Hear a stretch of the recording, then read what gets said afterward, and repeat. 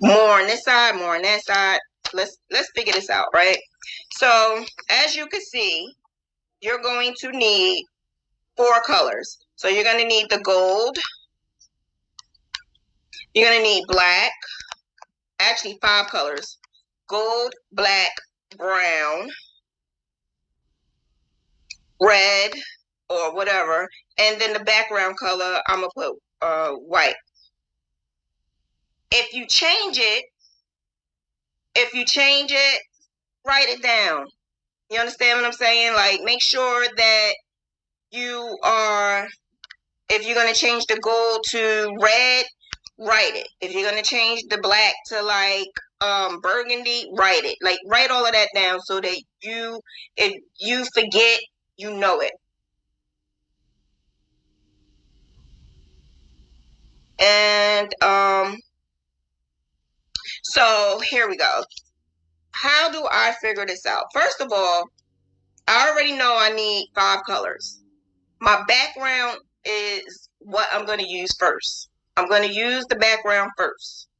So that you're going to have the most of, depending on whatever whatever you're making. So if you're making like a bag or a blanket, you know you would need at least 1 to 2, maybe even 3 skeins of yarn, depending on what you're making.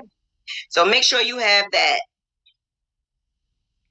This right here, the earrings, is very little. I don't need a whole lot of it. So whatever you have, you only need a little bit of scrap. You don't even need a whole new skein, just a little scrap. Unless you need it to be one specific color, then you use it. Then you will buy more. I don't see why, but you'll buy more. The most color that I would need in this is the black. So the background in the black is what you need to make sure you have enough of. So you always make sure you look to see what colors you need more of. In my graphs, this I just took a picture of. I didn't print out the PDF or anything. In my graphs, it actually tells you about how many skeins you need. So it's an estimate. So it's already there. So when you look at it on that ledger, you could actually look at your ledger and you could write down what colors you're going to use, because even though I put a color, you don't have to use those colors. You could use whatever color you want. So I would write on there, I'm changing the white to red, or I'm changing the black to burgundy. Like, you do that. Next is, how many bobbins do we need? So we're going to start off, we're going to do this like in sections, right? You know what? I'm just realizing I use my hand a lot to talk, and it's annoying me. I'm looking at my hand on the camera, and I'm like, wait a minute, why my hand keep moving? Oh my God, I got issues. So we're going to find out how many bobbins you need to start off with. I use this for my mask. This is like for a hat or a mask graph. I have like a lot of these things for hats and masks and stuff. All right, so what we're going to do is this first row right here, we know we need 2 colors. So because we need 2 colors, that right there will be 2 bobbins.